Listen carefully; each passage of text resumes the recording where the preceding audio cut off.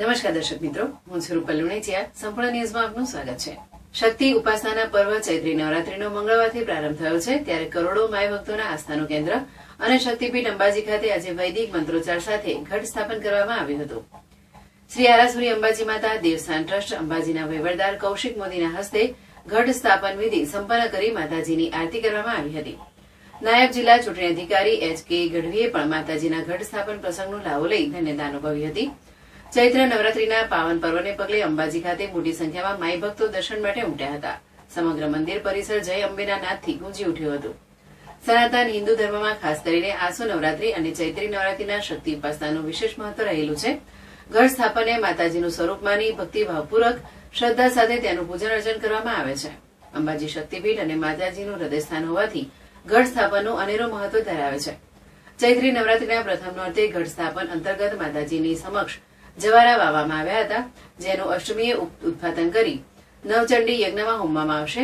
જ્યારે નોમના દિવસે માતાજીને નૈવેદ્ય ચડાવવામાં આવશે. આઠમા દિવસે જ્વારાનો ગ્રોથ જોતા વર્ષફળ પણ નક્કી કરવામાં આવશે. મંદિરના પૂજારી ભટ્ટજી મહારાજ ભરતભાઈ પાધ્યાએ વસંત ઋતુમાં આવતી નવરાત્રીને વાસંતિક નવરાત્રી અને આસોમાં આવતી નવરાત્રીને શરદીય નવરાત્રી તરીકે ઓળખવામાં આવે છે તેમ જણાવી ઘટ સ્થાપનનું મહત્વ સમજાવ્યું હતું. ભટ્ટજી મહારાજે વિશ્વ કલ્યાણની પ્રાર્થના સાથે મા અંબાના આશીર્વાદ સૌ માય ભક્તોને ફળે તેવી શુભેચ્છાઓ પાઠવી હતી. શ્રી અંબે ચૈત્રી નવરાત્રી અને આસો નવરાત્રી બે મોટી, આસો નવરાત્રી મોટી છે અને આ એમ કે નાની એમ સમજવામાં આવે છે કે વસંત ઋતુમાં આવતી નવરાત્રીને વાસંતિક નવરાત્રી કહે છે.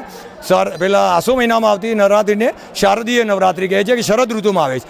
દર બે નવરાત્રિની અંદર આસો મહિનામાં અને ચૈત્ર મહિનામાં ઘટ સ્થાપન કરવામાં આવે છે.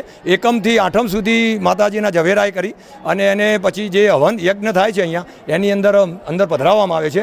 આ ઘટ સ્થાપન એ કે માનું સ્વરૂપ માની અને પરંપરાગત જે આપણી પદ્ધતિને પરંપરાઓ છે વૈદિક પરંપરા એ પ્રમાણે આ આપણે એનું સ્થાપન કરીએ છીએ અને માનું સ્વરૂપ માની એને 1650 પૂજા કરી અને એનું નૈવેદ્ય ધરાવ્યું અને પછી આરતી કરી અને માતાજીના આશીર્વાદ લીધા કે આ જે છે એમ કે માતાજી બધાનું શુભ કરે, વિશ્વનું કલ્યાણ કરે. ભાવથી જ સંકલ્પ સાથે આપણે એની પૂજા કરી હતી. માતાજી બધાનું શુભ કરે. જય શ્રી અંબે.